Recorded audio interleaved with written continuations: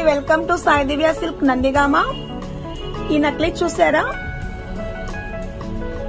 ఇది వచ్చేపటికి 916 అండి, గోల్డ్ అండి. మీకు కెంపు పచ్చ సీజెడ్ ఉందండి ఇందులో. ఇది వచ్చేపటికి పాంజాగార్ అని చెప్పేసి విజయవాడ వర్క్ షాప్ అండి.